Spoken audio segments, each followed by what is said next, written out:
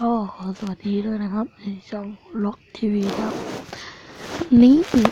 เราจะมาสอนนะครับใครที่เล่นโปเกมอนโกไม่ได้นะครับมีปัญหาใช่ไหมครับเดี๋ยวผมจะทำให้ดูนะครับ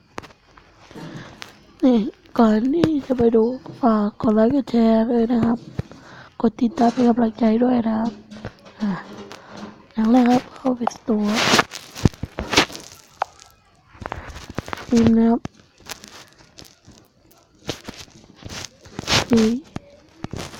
gps แล้วเดี๋ยวไม่มีใช่ป่าวะไปเลยนะคร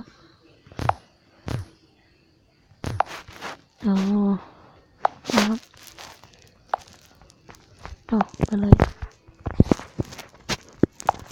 นะครับ gps นี่ครับตามนี้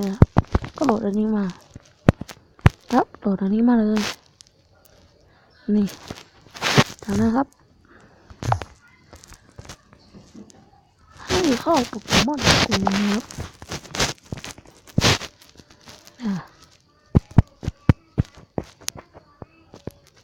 รอสักครู่นะครับ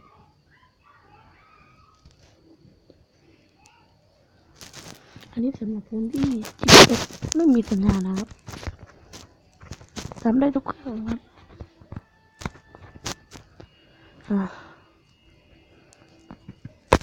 รอสักครู่แป๊บหนึ่งนะครับ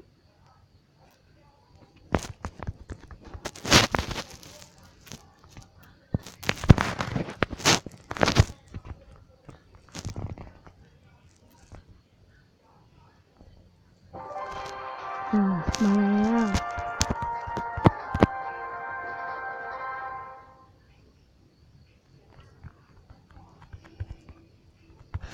ครับจะเป็น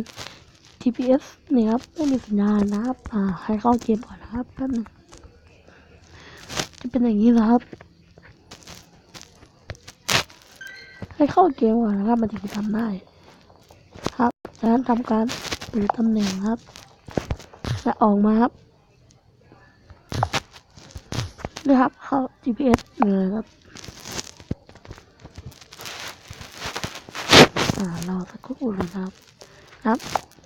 เข้ามาแล้วก็รอมันโหลดเสร็จตรงนี้นะครับนี่ตรงนี้เลยให้มันหมุนอยู่นะครับก็รอนะเนี่ยเสร็จแล้วนะครับนี่กดเข้าไปที่โปเกมอนนะครับนี่ก็รอค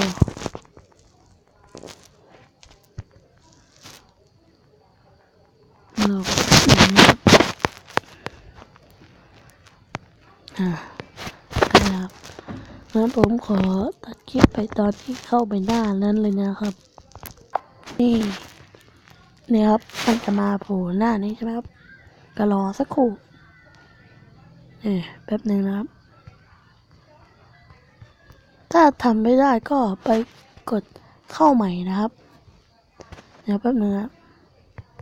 รอให้มันเข้านี่ครับได้แล้วเนี่ยครับง่ายๆครับนี่ได้แล้วนะครับผมอยู่บ้านนอกครับก็เลยไม่มีเสาโปเกสต็อปหรือโปเกมอนมาเกิดนะครับงั้นก็